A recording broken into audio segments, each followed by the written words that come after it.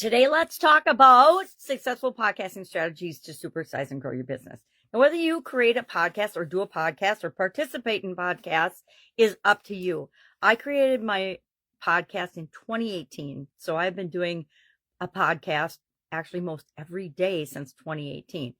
Now, because of that, the way I do podcasts is different than a lot of other people do. Most people do not show up every day. Most people do all kinds of crazy and awesome editing and things with video that I do not do, primarily because I have vision challenges. So I have to do what's right for me, just like you need to do what's right for you and your business.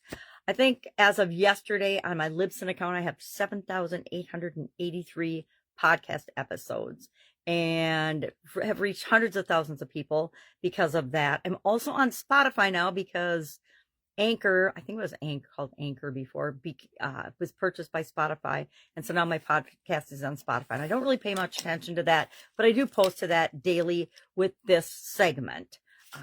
This is the segment that I post on Libsyn and on Spotify, which means it goes out to, and part of the power of podcasting and with the syndicated podcasting platforms nowadays is you can reach a huge audience because you can share the video, the podcast. Now they're video. They used to only be audio, but you can share your video podcast on dozens of platforms with the push of a button. You just set it up once and then verify that it's working every time you use it, or not every time, but periodically.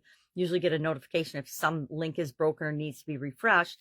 But you can share all over the place in a really, really easy, economical way. So why the heck would you want to have a podcast? What can you do with a podcast? How can a podcast help you to grow and build and supersize your business? Well, number one, it sets you up as an authority in the topic that your podcast is on. I have a Supersize Your Business podcast. I also share an annual challenge as a podcast. So I set everything up under originally, which is funny now, my Pajama Grandma podcast. And everything is actually still under that because I have never taken the time and energy to hire somebody to separate it all out for me, to edit it for me, to set it up in a way that makes sense. And down the road, that might be a priority, but it hasn't been a priority thus far because my podcast keeps me going from a business standpoint to the point that I don't need to do those things yet. Now I say yet because I think as video and podcasting and any technology advances and gets better online, we're all going to need to keep up with that. But it establishes you as an authority. It expands your ability to reach audiences and people that you otherwise wouldn't be reaching. That's the whole power of the internet. There's over 2 million podcasts right now, and I don't know if that's an old statistic, but that number is growing every day. Every day, I don't know how many people start a podcast, but a lot. The other thing about that number that we need to keep in mind, which sometimes we're like, oh, there's already 2 million podcasts. Where do I fit? The truth is there's an audience out there for you, just like there was one for me, which surprised me. But there is an audience. Your people are out there, and other people in your same niche and your same topic that are speaking to people don't have the same voice you do. So there's always room for one more person that will show up, add value, be consistent, create content that is what your audience wants to hear and see.